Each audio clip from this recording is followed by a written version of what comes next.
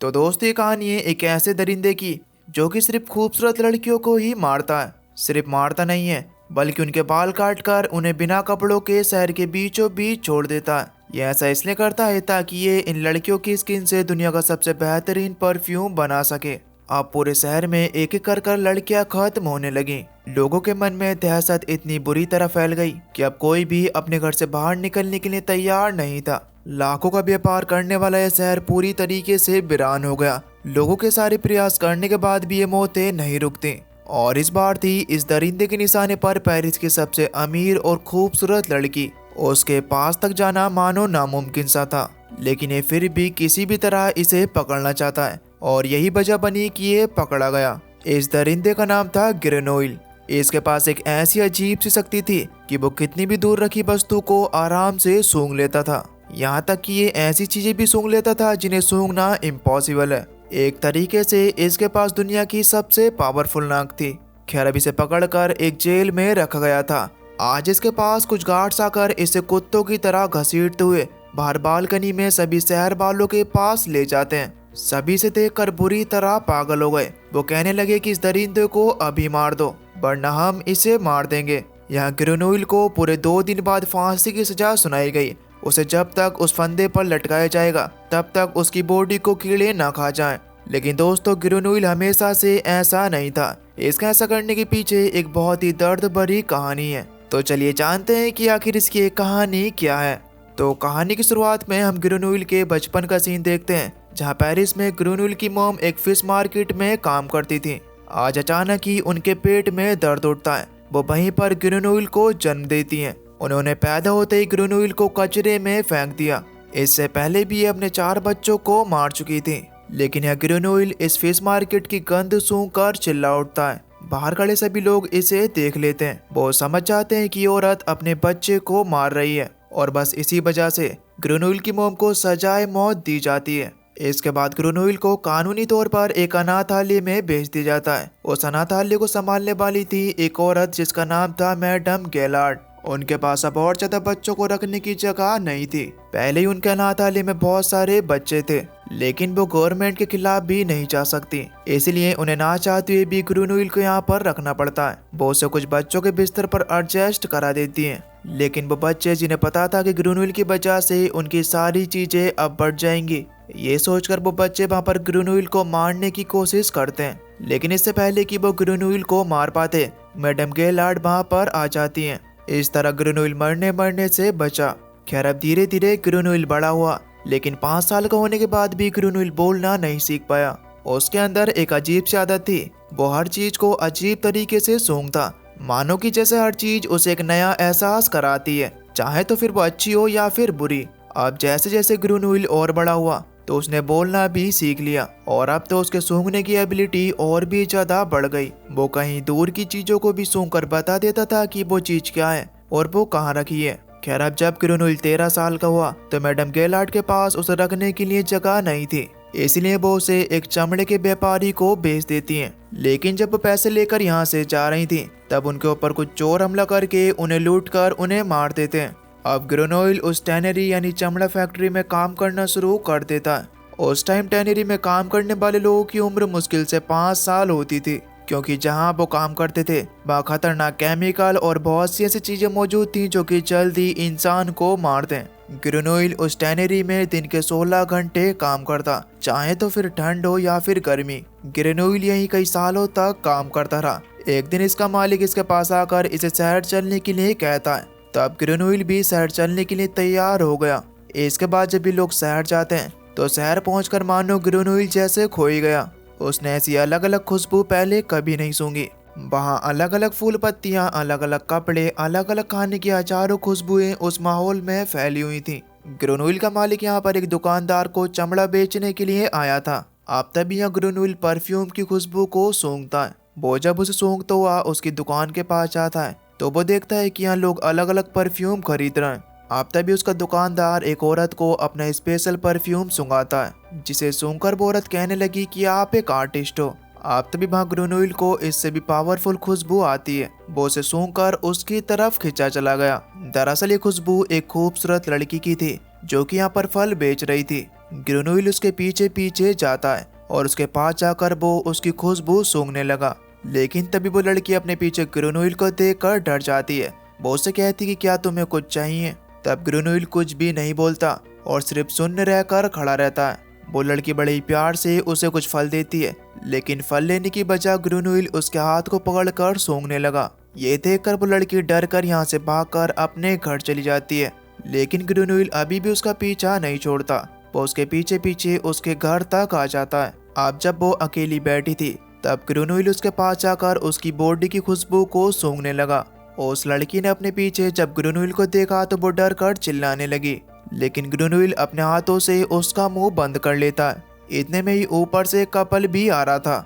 ग्रेनुइल को डर था कि उसके बारे में कहीं उन्हें पता ना चल जाए, इसलिए वो उसका मुंह पकड़े रहता है। अब जब वो कपल वहां से चला गया तब ग्रेनुइल देखता है कि अब तक तो वो लड़की सांस ना आने की वजह से मर गई है। वैसे ग्रेनुइल ऐसा कुछ करना तो नहीं चाहता था, ये सब उससे बस एक्सीडेंटली हुआ। अब वो लड़की भले ही मर गई थी, लेकिन ग्रेनुइल अभी भी अपने आप को नहीं रोक पाता। वो जी भरकर उसके हर एक बॉडी पार्ट्स को सूंघने लगता है। खैर अब जब वो अपने मालिक के पास पहुंचा तो उसका मालिक उसे बहुत ही ज्यादा मारता है और कहता है कि अगली बार अगर तूने मुझे बिना बताए यहाँ से जाने की कोशिश की तो मैं तुझे जिंदा मार दूंगा।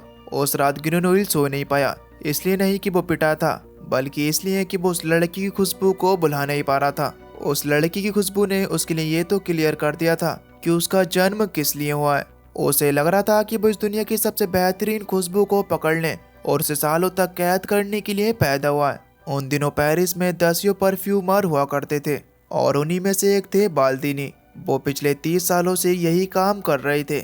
एक जमाना हुआ करता था जब बाल्दीनी के परफ्यूम के लिए लोग पागल थे, लेकिन जैसे जैसे टाइम बीता तो लोगों को मॉडर्न जमाने के परफ्यूम पसंद आने लगे। धीरे धीरे बाल्दीनी मॉडर्न जमाने से दूर होते गए और आज ये दौर आ गया कि बाल्दीनी की दुकान पर कोई परिंदा भी पर नहीं मारता।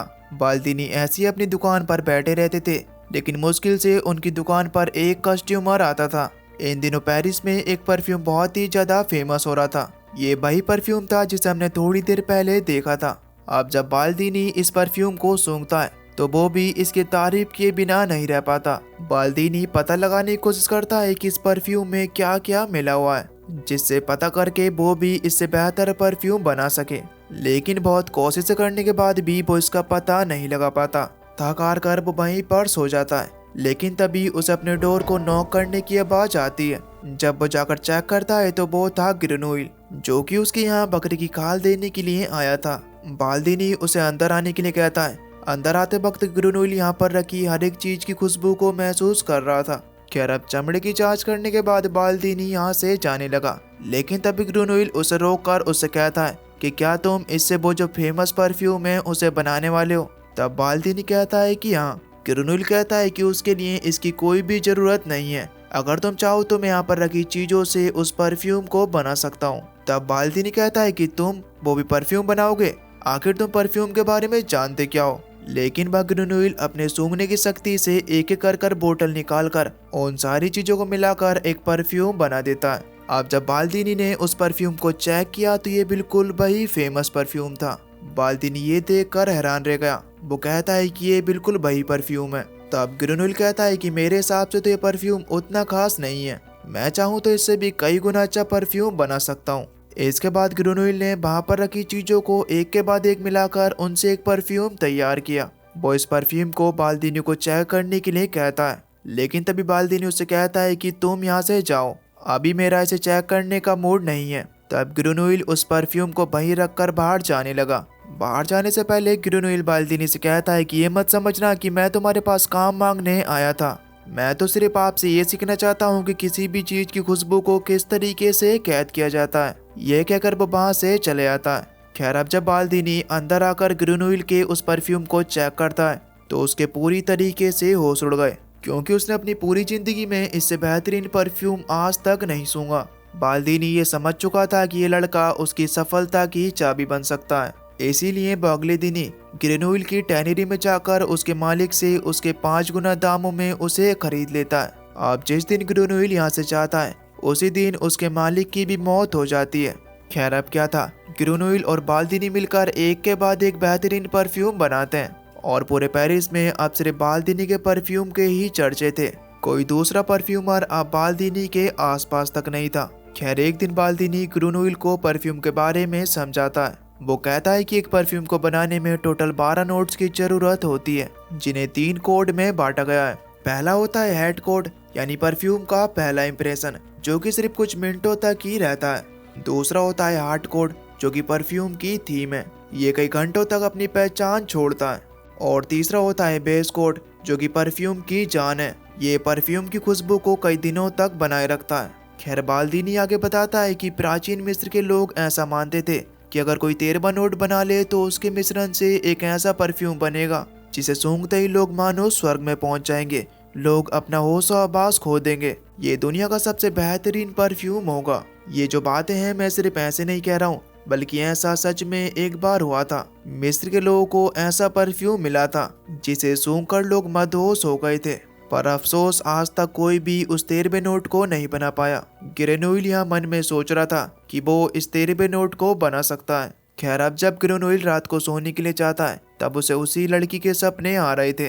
वो उसके शरीर की खुशबू को नहीं बुला पा रहा था। अब वो अगले दिन बाल्दीनी से कहता है कि मास्टर मुझे किसी भी हाल में ये सिखाओ कि किसी भी खुशबू को किस तरीके से कैद किया जाता है। अगर आपने मुझे ये सिखा दिया तो मैं इसके बदले में आपको हजारों अलग अलग परफ्यूम बना कर दूंगा। अब ग्रेनोइल के ज्यादा जिद करने पर अगले दिन बाल्दीनी उसे गुलाब की खुशबू को कैद करना सिखाता है। वो ग्रेनोइल को पूरा प्रोसेस बताता है कि किस तरह गुलाबों को मशीन में डालकर उनके निचोड़ से लिक्विड बनता है। ग्रेनोइल ये सीख तो गया था, लेकिन पता नहीं उसके दिमाग में क्या चल रहा था। वो बाहर से कुछ लोहे, कॉपर और कांच की चीजें लाकर उस मशीन में डालता है, लेकिन उसे उसका रिजल्ट नहीं मिलता। वो गुस्सा होकर बाकी सारी चीजों को तोड़ फोड़ने लगा। बाल्दीनी जब उसके पास आता है तो ग्रेनोइल कहता है कि तुमने मुझसे झूठ कहा। वो उसे कुछ चीजों के लिक्विड चेक कराता है, लेकिन बाल्दीनी को उसमें से किसी भी चीज की स्मेल नहीं आ रही थी।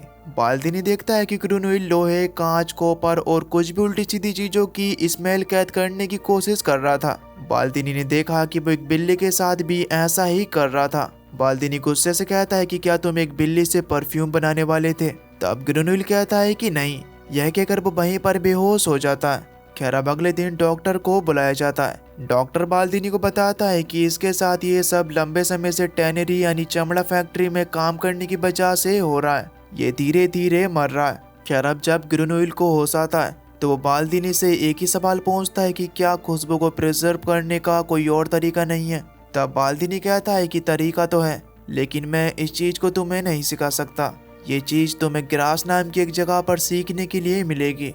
खैर अब इसके बाद बाल्दीनी ग्रेनोइल के लिए कुछ जरूरी कागजात बनवाता है ताकि उसे ग्रास में एंट्री मिल सके।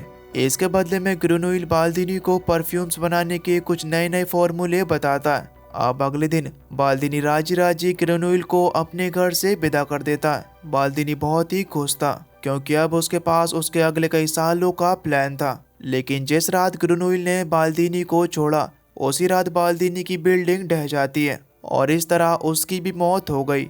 आपने एक बात नोटिस की होगी कि अभी तक ग्रेनोइल ने जिस चीज को छोड़ा है उसकी सिर्फ कुछ ही समय में मौत हो गई है। इधर दूसरी तरफ हम ग्रेनोइल को देखते हैं जो कि लगातार अपनी मंजिल की तरफ बढ़ता जा रहा था। वो लगातार चलने के बाद अपनी रात गुजारने के लिए एक गुफा में रुकने का फैसला करता है, लेकिन जब वो उस गुफा के अंदर गया तो उसे वहाँ बहुत आराम मिलता है क्योंकि ये ऐसी जगह थी जहाँ उसे किसी भी चीज की खुशबू नहीं आ रही थी, मानो कि जैसे सारी चीजें निर्जीव हो। ग्रेनोइल के दिमाग को रिलैक्स देने के लिए ये जगह उसे सबसे ठीक लगती है। यहाँ कोई भी ऐसी चीज नहीं थी जो उसका ध्यान भटका सके। थी तो सिर्फ एक चीज, वो थी उसकी खुद की मौजूदगी। ग्रेनोइल इस जगह में ऐसा बीत जाता है कि उसे यहाँ पर कई हफ्ते बीत जाते हैं। उसे पता नहीं चलता कि आखिर उसे यहाँ पर इतना समय कब हो गया। आज के दिन वो एक चीज नोटिस करता है। वो देखता है कि सबकी तो अपनी अपनी खुशबू होती है, लेकिन उसकी खुद की बॉडी की कुछ भी खुशबू नहीं है। वो इस चीज को लेकर काफी ज्यादा परेशान होता है, लेकिन इस चीज का जवाब शायद उसे गिरास में ही मिल सकता है। इसलिए वो अगले दिन ही गिरास की तरफ निकल जाता है। अब जब वो रास्ते में था तब उसे बगी में एक खूबसूरत अप्सरा दिखाई देती है। वो जब उसे देखता है तो सिर्फ देखता रह जाता है। अब ग्रेनोइल उस बगी का पीछा करते करते गिरास पहुंच जाता है, जहां बाहर कागजात चेक कराने के बाद उसे अंदर जाने की परमिशन मिल जाती है। ग्रेनोइल उस अप्सरा का पीछा करते करते उसके घर तक पहुंच गया था। वो बाहर से सिर्फ उसे ही देख रहा था। उसने अपनी पूरी रात उसके घर के बाहर ही निकाल दी। इसी बीच ग्रुनोइल को यह पता चलता है कि उस अप्सरा का नाम लौरा है। खैर अब अगले कुछ दिनों में ग्रुनोइल को वहाँ फूलों से परफ्यूम बनाने वाली एक कंपनी में जॉब भी मिल जाती है। यहाँ की मालकिन थी मैडम अमूल्फी, जिसे ग्रुनोइल का काम बहुत ही ज्यादा पसंद आता है। खैर अब रात को हम एक लड़का और लड़की को देखते हैं जिन्होंने अभी अभी प्यार करना शुरू किया है। लड़की सीढ़ी से ऊपर चढ़ जाती है, लेकिन जब लड़का उसके पीछे पीछे आता है तब लड़की मजाक में उस सीढ़ी को पीछे की ओर गिरा देती है, जिससे उस लड़के को चोट आ गई।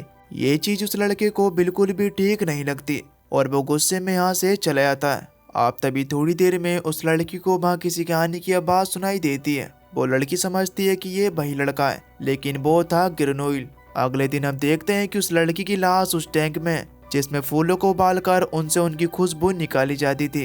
दरअसल ग्रुनोइल इसके जिस्म की खुशबू निकालना चाहता था और उसने ऐसा करना शुरू भी कर दिया। ग्रुनोइल ये कर ही रहा था कि तभी उसे बाहर से किसी के आने की आवाज सुनाई देती है। ये सुन ग्रुनोइल जल्दी से उस टैंक को एक बड़े से कपड़े से ढक देता है। इसके बाद जब वो चेक करने के लिए जाता है तो वो थी एक काम करने वाली औरत जो कि यहाँ पर फूल देने के लिए आई थी। इसके बाद ग्रुनोइल उन फूलों को उतारने लगा। इसी बीच वो औरत अंदर जाते हुए ये देखने लगी कि आखिर इन फूलों से परफ्यूम कैसे बनाया जाता है। ग्रुनोइल उसे मना करता है कि यहाँ की किसी भी चीज को हाथ मत लगाना, लेकिन वो औरत उस टैंक का कपड़ा हटाने वाली थी। तब ग्रुनोइल उसे किसी तरीके से रोकता है। अब तभी इतनी देर में वहाँ पर मैडम अमूल्फी भी आ जाती है। वो भी ग्रुनोइल से पूछती है कि आखिर इसमें क्या है। तब ग्रुनोइल कहता है कि ये मेरा एक एक्सपेरिमेंट है, जब ये सफल हो जाएगा तो मैं आपको जरूर दिखाऊंगा। तब मैडम अमूल्फी भी इसे सिर्फ एक एक्सपेरिमेंट समझकर वहाँ से चली जाती हैं। खैर अगले दिन ग्रुनोइल एक वेश्या को पैसे देकर उसे एक जगह पर लेकर आता है। ग्रुनोइल उसके शरीर पर जानवरों की चर्बी लगाने लगा, जिसमें किसी भी चीज की खुशबू को प्रिजर्व किया जाता है। वो वेश्या पूछती है कि आखिर तुम ये क्या कर रहे हो। तब ग्रुनोइल कहता है कि तुम डरो मत, मैं तुम्हारे शरीर से एक परफ्यूम बनाने वाला हूँ जिसमें तुम्हारे जिस्म की खुशबू होगी। ये सुन वो वेश्या मान गई। यहाँ ये सारी चीजें उस वेश्या का डोगी भी देख रहा था।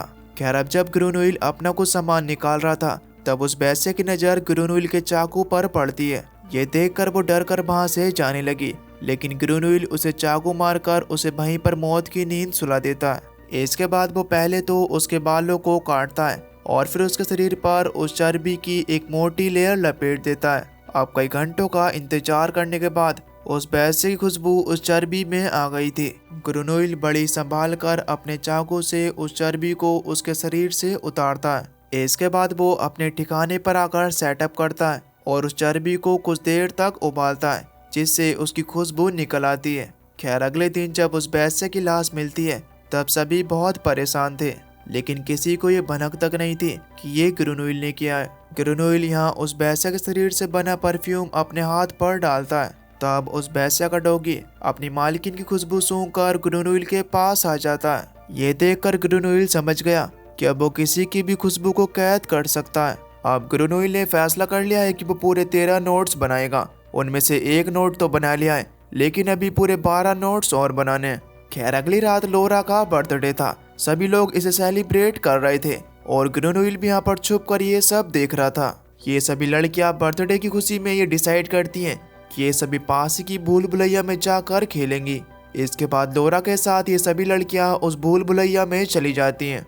ग्रुनोइल भी ये देख लेता है और वो समझ जाता है कि उसके पास लोरा को पकड़ने का ये सही मौका है, इसलिए वो भी लोरा को पकड़ने के लिए तैयार था। लेकिन इससे पहले कि वो लोरा को पकड़ पाता, लोरा वहाँ से चली जाती है। अब ग्रुनोइल लोरा को छोड़कर दूसरी 2 लड़कियों को पकड़कर यहाँ से ले जाता है और किसी को इसके बारे में भनक तक नहीं लगती। ये सब पागलों की तरह उन लड़कियों को ढूंढते रहते हैं, लेकिन वो लड़कियां कहीं पर भी नहीं मिलती। इधर अब तक ग्रुनोइल उन लड़कियों के बाल काटकर उनके ऊपर चर्बी की लेयर चढ़ा चुका था। इसके बाद उसने उनके अंदर की खुशबू निकाली और इस तरह उसने अपने 2 नोट्स और पूरे कर लिए। अगले दिन उन लड़कियों की लाश नदी में तैरती हुई मिलती है। उनके बाल कटे हुए और शरीर पर एक भी कपड़ा नहीं था। ये देखकर पूरे शहर में खौफ फैल गया। अदालत में ये बातें होने लगी कि अब पूरे शहर में कर्फ्यू लगाना चाहिए, जिससे वो दरिंदा शहर से बचकर ना जा पाए। लेकिन यहाँ पर कुछ व्यापारी इस चीज से राजी नहीं थे।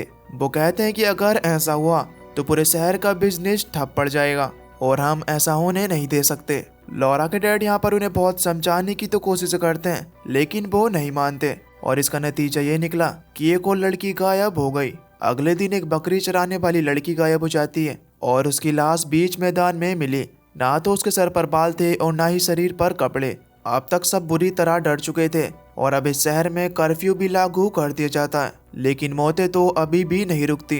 ग्रेनोइल एक के बाद एक लड़की को मारकर उनसे अपने नोट्स बनाता जा रहा था। उसने अब तक 7 लड़कियों को मार दिया था और इसके बाद 8वीं लड़की भी मारी गई। अब तक लोरा के डैड ये तो समझ चुके थे कि हत्यारा कोई नॉर्मल तो बिल्कुल नहीं है। वो सबको समझाते हैं कि ये जो भी है ये सिर्फ सुंदर लड़कियों को ही अपना शिकार बना रहा है, यानी ये उनकी खूबसूरती को किसी चीज में यूज कर रहा है, चाहे तो फिर वो उनके बाल हो या फिर स्किन। इतने में 8वीं और 9वीं लड़की भी मारी गई। लोग बुरी तरह डर रहे थे। उन्हें जिस पर भी थोड़ा सा शक होता तो वो उसे मारने लगते। लोगों ने अपने घर को चारों तरफ से लकड़ियां लगाकर बंद भी कर लिया था, लेकिन मौतें तो फिर भी नहीं रुकती। अब इसके बाद 10वीं और 11वीं लड़की भी मारी गई। अब हर किसी को अपनी सेफ्टी के लिए गन दे दी जाती है, जिससे लोग किसी को भी मार रहे थे। यहाँ ग्रेनोइल लगातार अपने नोट्स बनाने के चक्कर में पूरी तरीके से पागल हो चुका था। लोग बुरी तरह डरे हुए थे। अब उन्हें सिर्फ अपने कोट पर ही भरोसा था, लेकिन अगले दिन उन्हें चर्च में एक नन की लाश मिलती है और इस तरह ग्रेनोइल ने अपने 12 नोट्स पूरे कर लिए। अब उसे सिर्फ अपने एक नोट की जरूरत थी और वो नोट उसे बनाना था लोरा के जिस्म से। इधर लोरा के डैड भी लोरा को लेकर बहुत ही ज्यादा परेशान थे। वो जब रात को सोने के लिए जाते हैं तो उन्हें एक बहुत ही बुरा सपना आता है। वो जल्दी से लोरा के पास जाकर उसे चेक करते हैं तो लोरा बिल्कुल ठीक थी। अब जाकर उन्हें सांस आई। वो लोरा को खतरे में डालना नहीं चाहते, इसलिए वो लोरा के साथ अगले दिन ही इस जगह को छोड़कर निकल जाते हैं। अब जब थोड़ी देर में ये बात ग्रेनोइल को पता चलती है तो वो अपना सब कुछ छोड़कर उनके पीछे पीछे जाता है। ग्रेनोइल लोरा की खुशबू से उनका पीछा कर रहा था।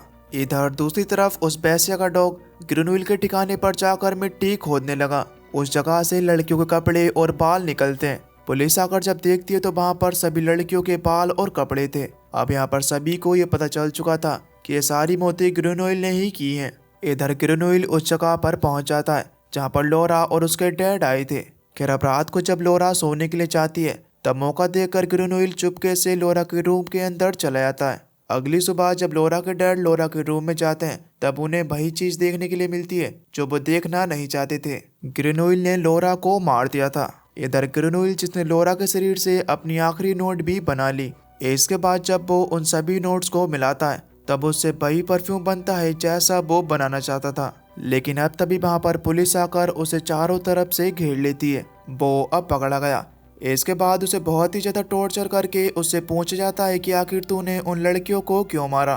तब ग्रेनोइल का सिर्फ एक ही जवाब था कि मुझे उन लड़कियों की जरूरत थी। उन लोगों ने चाहे ग्रेनोइल को कितना भी टॉर्चर किया, लेकिन ग्रेनोइल का जवाब नहीं बदला।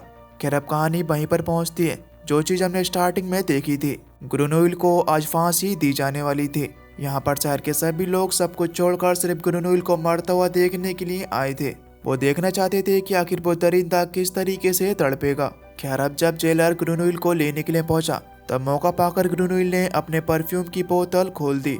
जैसे ही उसकी खुशबू हवा में फैली तो सभी लोग उसकी खुशबू सूंघकर सुनने रह गए। खैर अब इसके बाद जब ग्रेनोइल को सजा देने के लिए उसे स्टेज पर ले जाया जाता है तब जल्लाद भी ग्रेनोइल के सामने घुटने टेक देता है। बात यहीं खत्म नहीं होती। खैर अब इसके बाद जैसे ही ग्रेनोइल ने अपने थोड़े से परफ्यूम को हवा में लहराया तब जनता बुरी तरीके से पागल हो गई। उन्होंने ऐसी खुशबू कभी भी नहीं सूंघी। उनका अपने शरीर पर काबू नहीं रहता। वो सभी लोग ऐसे समझ रहे थे कि जैसे वो किसी स्वर्ग में आ गए हों। वहाँ पर मौजूद कुछ लोग तो उसे फरिश्ता कह रहे थे तो कुछ लोग एंजल। उस परफ्यूम का असर ऐसा हुआ कि सभी लोग एक दूसरे को अपने गले लगाने लगे। जो लोग एक दूसरे से नफरत भी करते थे वो एक दूसरे से प्यार जताने लगे। किसी को यहाँ पर अब कोई भी शर्म नहीं थी। यहाँ तक कि चर्च का पादरी भी अपने आप को नहीं रोक पाता। अब जब यहाँ पर ग्रेनोइल ने ये सब देखा तो उसके चेहरे पर उदासी छा गई। उसे लगा कि यहाँ पर सभी लोग तो एक दूसरे से प्यार कर रहे हैं, लेकिन मुझे प्यार करने वाला कोई भी नहीं है। इतना सब कुछ करने के बाद भी उसके अंदर 1% भी प्यार का एहसास नहीं जगा।